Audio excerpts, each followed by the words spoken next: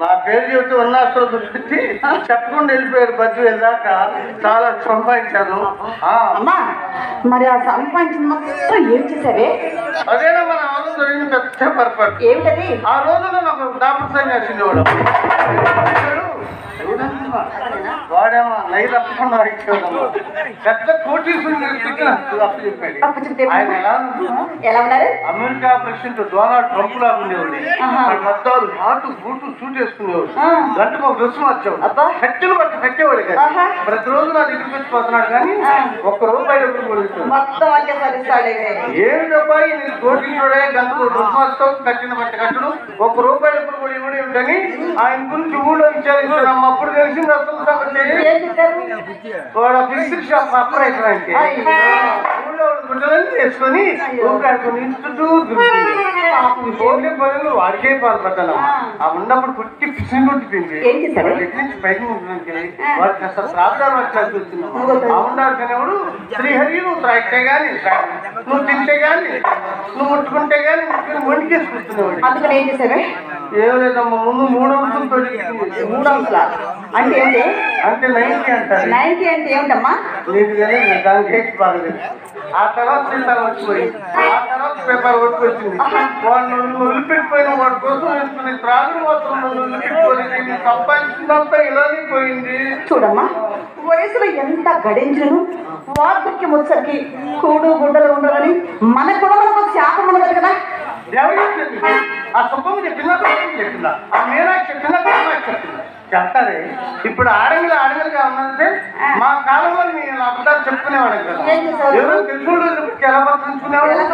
ఏం సుబ్బమ్మగా బాగున్నావా? ఇల్లు కట్టుకున్నాగా. మరి పిల్లలు ఎంతమంది? 2. అన్నయ్య బాగున్నాడా? ఎలా పట్టించుకున్నాడు ఒక్కటోడు. మరి ఇప్పుడు చూడాలమ్మా ఎవరైనా తెలుసు పెట్టి ఏమనసా పెద్ద ప్రశ్న అయిందా? ఎందుకు ఎక్కడ చేపించుకున్నా బద్దువేలు చెప్తున్నా. ఇంకా మా పుట్టిన పల్లెలు బాగానే చేస్తున్నారు. కొత్త కుర్రోడు వచ్చాడు చేసినట్టే ఉండదు. నీకు తెలియదు. నేను ఇక్కడనే చెప్తున్నా 2 నెలలకి అన్ని పచ్చారు పెట్టారు. సరే కానీ అన్నయ్య బాగున్నారు. మరి ఆయన ఇస్తున్నారు. ఆయన ఎవరు? ఈయన ఇంకొక ఆయన ఎలా వర్తించుకున్నారు. అప్పుడు వయసు అలాంటి వాడకాంతో వాడిపోయి చూశారు. ఇప్పుడు అబ్బాసులంతా చూసి ఆడవాళ్ళని ఆకారం కనబడతారు.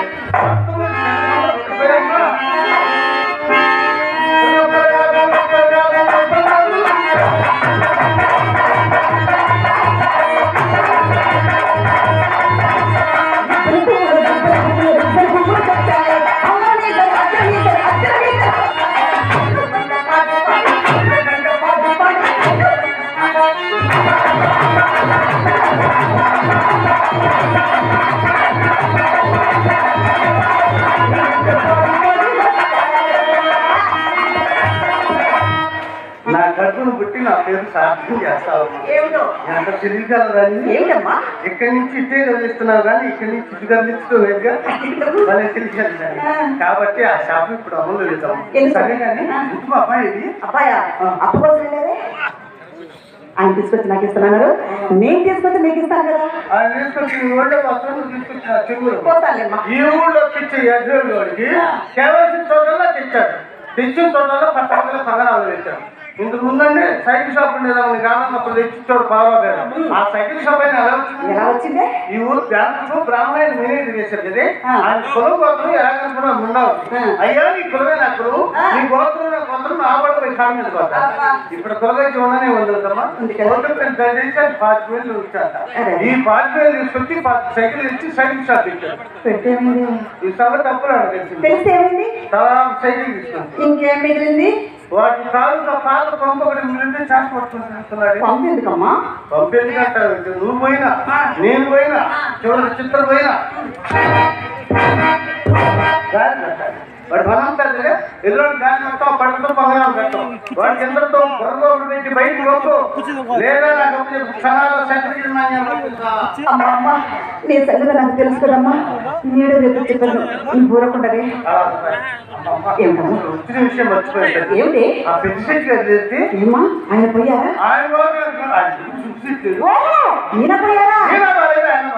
వీళ్ళందరూ పోయిన తర్వాత మనవుని మాత్రం ఏం చేస్తాను, ఆయన గురించి ఈ పూట మన బజార్లో తరచులాడుతూ మన మేడిపై సరిగి చూస్తున్నాడు.